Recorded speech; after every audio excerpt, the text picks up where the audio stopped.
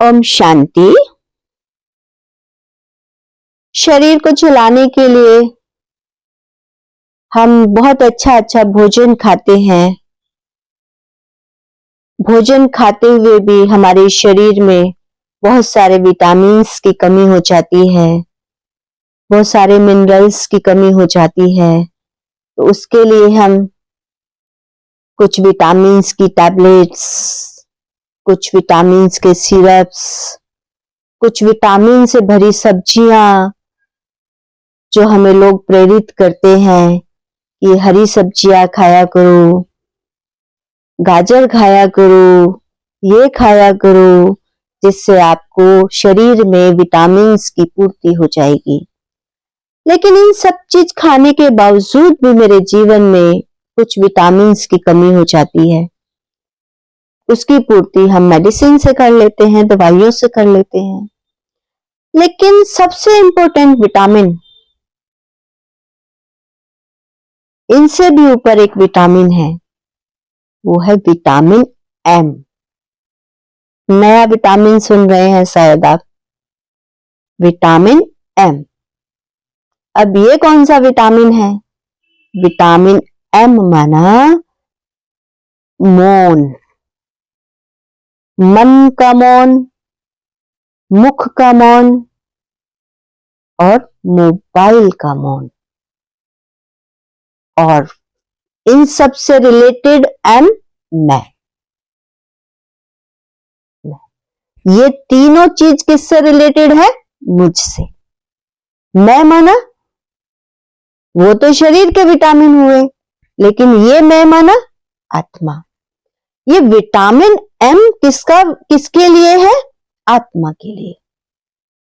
आपने कभी मौन के बारे में सुना है? सुना है मौन? जब हम मुख का मौन रखते हैं तो हमारे अंदर एक एनर्जी आती है, ताकत आती है। अपने संकल्पों को क्रिएट करते हैं हम, हमारा मन एकाग्र होता है, आप गहन शांति का अनुभव करते हैं। मुख का मौन, तो कम बोलना है, अपने शब्दों को बचाते हैं, कहते कम बोलो, धीरे बोलो, मीठा बोलो। तो अपने शब्दों को बचाना, मुख का मौन जितना उचित है उतना ही बोलना, जितना जरूरी है उतना ही बोलना।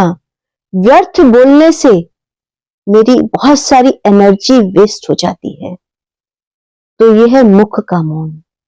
अब मुख का मौन रखना सरल है, फिर आता है मन का मौन। मन का मौन हमारे संकल्प, विचार जो कंटिन्यू चलते रहते हैं, इन्हें कोई नहीं रोक सकता, लेकिन इनकी दिशा को बदला जा सकता है। यदि हमारा मन व्यर्थ सोच रहा है तो उसे व्यर्थ से बचा करके समर्थ में लगाइए। नेगेटिव सोच रहा है तो नेगेटिव को बचा के पॉजिटिव में लगाइए। बेकार का सोच रहा है तो उसे बेकार को सोचने के बजाय उसे किसी काम के बारे में सोचने में लगाइए।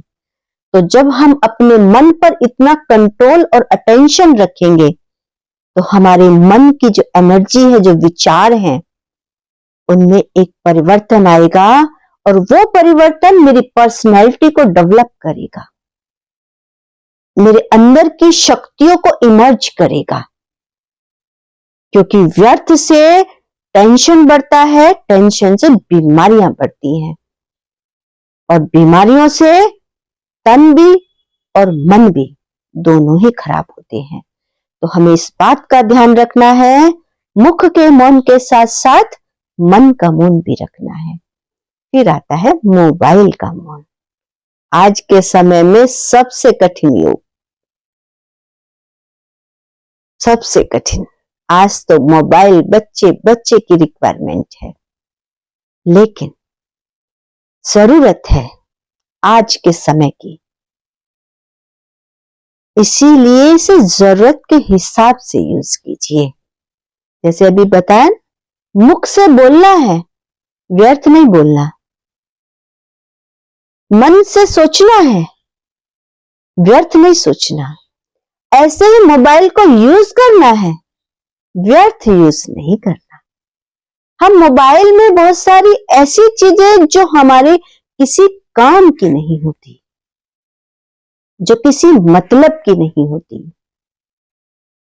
सिर्फ टाइम पास। Time pass. एक चीज खोलने के लिए फोन खोला, साथ में 10 चीजें देख लेते हैं, बेकार। एक चीज काम की थी, 9 चीज बेकार।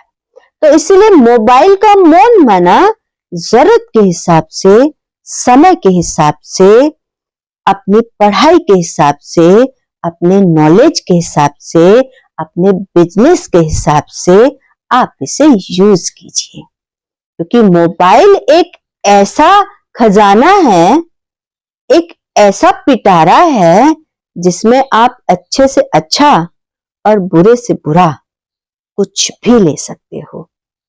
इसके अंदर इतनी मेमोरीज हैं, इतना कुछ डिपॉजिट है इसके अंदर, जो चाहे निकाल सकते हो। अब हमें इस बात का ध्यान रखना है कि हमें मोबाइल से लेना क्या है, इस मोबाइल से मेरी जरूरत क्या है, उतना लीजिए।